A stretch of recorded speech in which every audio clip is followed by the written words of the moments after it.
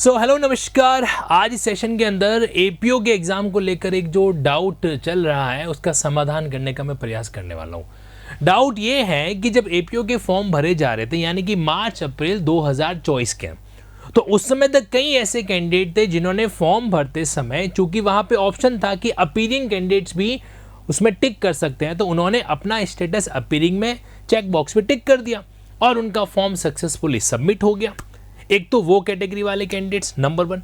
दूसरी वो category candidates जो किसी कारण से फॉर्म नहीं भर पाए थे और बाद में जो है वो उम्मीद लगा के बैठे हैं कि हम फॉर्म भर पाएँ, तो दूसरी वाली कैटेगरी का तो समाधान अपने आप ही हो गया, क्योंकि इन्होंने सिर्फ करेक्शन विंडो ओपन की है। करेक्शन विंडो ओपन करने का मतलब ये होता है कि new forms will not be accepted, only the existing forms will be corrected. तो नया फॉर्म भरने का तो कोई सवाल था ही नहीं। लेकिन अब जो पहली वाली कैटेगरी जिन्होंने क्या कर दिया, अपीयरिंग में टिक कर दिया है और देयर आफ्टर उन्होंने एलएलबी अपनी कंप्लीट कर दी है, यानी कि अप्रैल 2024 और नवंबर 2024 के बीच में इनका एलएलबी कंप्लीट हो गया, तो उनके लिए ये बड़ी दुविधा का विषय है कि वो अब क्या करें कि फॉर्म करेक्शन के अंदर खुद का स्टेटस एलएलबी पास आउट बता दें और एग्जाम के अंदर अपीयर हो जाए, और अगर अपीयर हो जाते हैं तो कहीं ऐसा तो नहीं होगा कि फॉर्म फिल करने की डेट तक उनके पास एलिजिबिलिटी नहीं थी तो उनके खिलाफ कार्रवाई हो जाए, क्योंकि धमकी भी तो दी गई है आरपीएससी के द्वारा। राजस्थान पब्लिक सर्विस कमीशन धमकी देके बैठा है, अगर ऐसा किया तो आपके खिलाफ हम कार्रवाई कर सकते हैं, आपको 1-2 साल तक क्या कर सकते हैं, बार्ड कर सकते हैं, आप आरपीएससी का कोई भी एग्जाम नहीं दे सकते।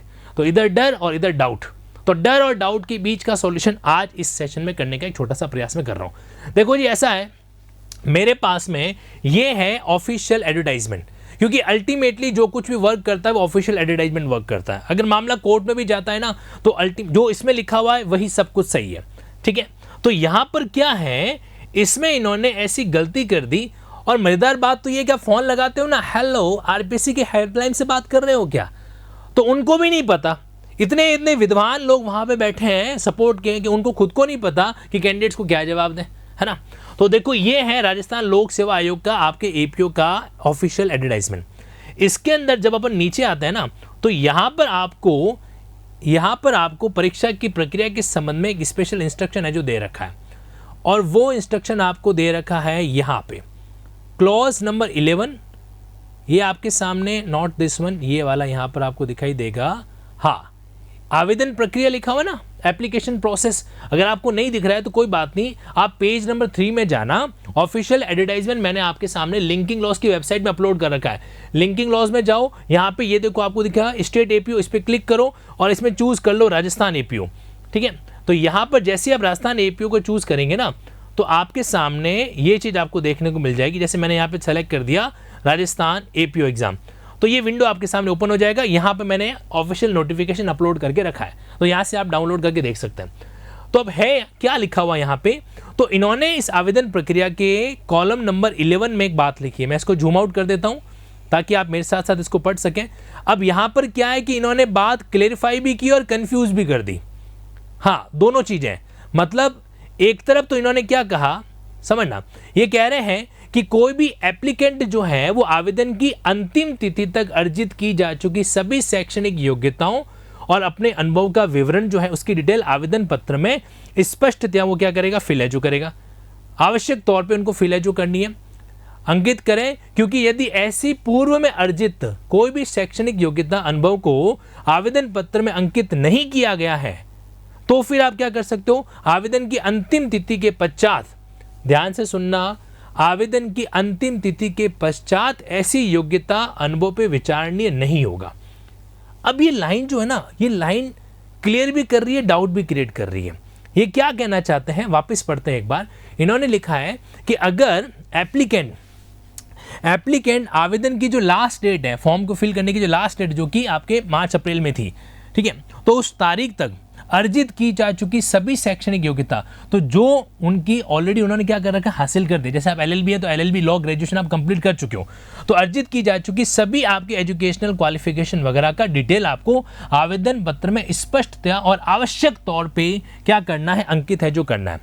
क्योंकि यदि ऐसी पूर्व में अर्जित शैक्षणिक योग्यता को आवेदन पत्र में अंकित नहीं किया गया है, तो आपने अगर वहाँ पे मेंशन नहीं किया गया है तो आवेदन की अंतिम तिथि के 50 ऐसी कोई योग्यता अगर होती है तो उस पर विचार नहीं किया जाएगा। मतलब स्वाभाविक है, जो भाषा इन्होंने सही इस्तेमाल नहीं की है, बट मतलब बेसिकली ये निकल रहा है, इंटेंशन ये निकल रहा है कि age on the date of submission of your form, the last date of submission of your form जो भी है, उस तारीख को आपकी जो आपके पास में क्वालिफिकेशन है उसी को कंसिडर किया जाएगा, उसके बाद की क्वालिफिकेशन को कंसिडर है जो नहीं किया जाएगा। ठीक है, लेकिन गड़बड़ी पता है कहाँ हुई इनसे? अब ये जो लास्ट वाली लाइन लिखी ना, क्या लिखा कि केवल आवेदन की अंतिम तिथि के पश्चात अर्जित शैक्षणिक योग्यताओं अनुभव को बाद में विचारनी होंगे, ये उन्होंने गलत लिख दिया। एक्चुअली में यहाँ पे इनको 50 की जगह लिखना था पूर्व, आवेदन की अंतिम तिथि के पूर्व अर्जित शैक्षणिक योग्यताओं के बाद में उन्हीं को हम क्या करेंगे, विचार करेंगे। तो एक तरफ अलग बात लिखती, दूसरी तरफ अलग बात लिख दी और खुद ही कंफ्यूज होकर बैठ गए। यहीं पर तो प्रॉब्लम होती ना।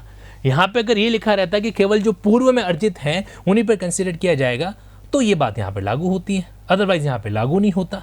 ठीक है, अब स्टूडेंट क्या करें, फोन लगाया आरपीएससी, कोई मतलब नहीं है, वो खुद ही कह रहे हैं कि अच्छा तुम इनसे बात करो उनसे बात करो, और कह रहे हैं कि अभी हमारे पास क्लैरिटी नहीं है। मैं तो कहूँगा रिकॉर्ड करके रख लो उनकी कॉल वॉल को जो भी है। और चूंकि विज्ञापन में गलती है, चूंकि यहाँ पर क्या है, विज्ञापन के अंदर इन्होंने लास्ट वाली लाइन गड़बड़ लिख दी, केवल आवेदन की अंतिम तिथि के पश्चात अर्जित शैक्षणिक योग्यताओं के बारे में ही विचारणीय होंगे। तो भाई ये तो मामला ही गड़बड़ हो गया ना, पूर्व लिखते तो चलो बात भी क्लियरफाई होती। तो ऐसे केस में स्टूडेंट के पास दो ऑप्शन है। ऑप्शन नंबर 1, पहला ऑप्शन ये है कि भैया टिक कर दो, क्योंकि आपने खुद ने गलती से लिख दिया तो हम क्या करें, आपने यहाँ पे मेंशन कर दिया इसलिए हम तो फॉर्म के अंदर अपीयर है जो होंगे। मतलब ये थोड़ी सी हट धर्मिता अपनाते हुए आप एग्जाम के अंदर एंटर करोगे और तैयार रहना लिटिगेशन के लिए। लिटिगेशन मतलब आपको कोर्ट के अंदर भी जाना पड़ सकता है, क्योंकि स्वाभाविक रूप से जो ट्रेंड रहा है, जो कस्टम रहा है, वो यही रहा है कि फॉर्म की जो लास्ट डेट होती है वही निर्धारित करती है। करेक्शन फॉर्म का इफेक्ट हमेशा रेट्रोस्पेक्टिव होता है। क्या कहा मैंने, करेक्शन फॉर्म विंडो जो होती है ना, वो पुरानी तारीख से इफेक्ट को क्रिएट करती है। तो करेक्शन फॉर्म सिर्फ आपको इस तरीके से बताएंगे कि आपने मार्च अप्रैल में गलती की थी, उसको आपने ठीक कर दिया। नाम लिखना था तनसुख पालीवाल, आपने क्या कर दिया, वहां पे तनसुख कुमार पालीवाल लिख दिया, जो कि आपके डॉक्यूमेंट से मैच नहीं करता। ये करेक्शन कर लो, फादर नेम करेक्शन कर लो, एज करेक्शन कर लो, कुछ आपने यूनिवर्सिटी गलत चूज कर दी उसको ठीक कर लो। तो ये होता है करेक्शन। तो क्या इस केस में स्टूडेंट को आगे बढ़ना चाहिए? सर आपका क्या ओपिनियन है वो बता दो। देखो भाई, मेरा यहाँ पे ओपिनियन बड़ा क्लियर है। ठीक है, मानसिक रूप से तनाव की स्थिति रहे ऐसा काम नहीं करना। कोई न कोई आपका शुभ चिंतक जो है ना वो जग जाएगा, आपका सिलेक्शन होगा, उसके बाद भी आपको चैन से नौकरी नहीं करने देगा, है ना। कुछ न कुछ जो है अपना उल्लू सीधा करेगा कि इसका तो उस समय तक फॉर्म की डेट तक LLB हुआ ही नहीं था, तो फिर इसने कैसे फील कर दिया, वो फील कर दिया। तो फिर इस तरह का मानसिक तनाव लेने से मतलब नहीं, क्योंकि देखो आपके 6 महीने खराब होंगे, 6 मंथ खराब होने वाले हैं अगर आप इस एग्जाम के चक्कर में अटकोगे तो। अब देखो, हालांकि मैं कल से यानी कि 29 नवंबर से APO के लिए बहुत ही नॉमिनल चार्जेस भी सेगमेंट स्टार्ट करने जा रहा हूँ, जिसमें आपके जितने भी APO के माइनर लॉज वगैरह हैं उनको, और इतना ही नहीं, मॉक टेस्ट भी उसमें शामिल रहेंगे, हिंदी व्याकरण और आपके मेजर लॉ के प्रैक्टिस सेगमेंट भी शामिल रहेंगे। तो अगर ये बात मैं आपको कह रहा हूँ ना, तो मेरे पॉइंट ऑफ व्यू से तो वो ठीक नहीं है, क्योंकि फिर आप उस क्लासेस को जो अटेंड करने वाले थे वो नहीं करेंगे। बट साइड में वो क्लासेस अपनी जगह पर है, मेन बात यह है सही जानकारी देना वो अपनी जगह पर है।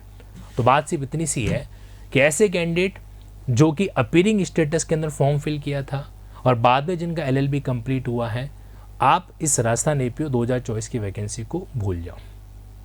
ठीक है, ये मेरा ओपिनियन है। अलग अलग कैंडिडेट्स के अलग अलग मैसेज कॉल वगैरह आ रहे थे, तो मुझे लगा एक सेशन लाइव क्रिएट करके आप लोगों को उसकी जानकारी दे दूँ।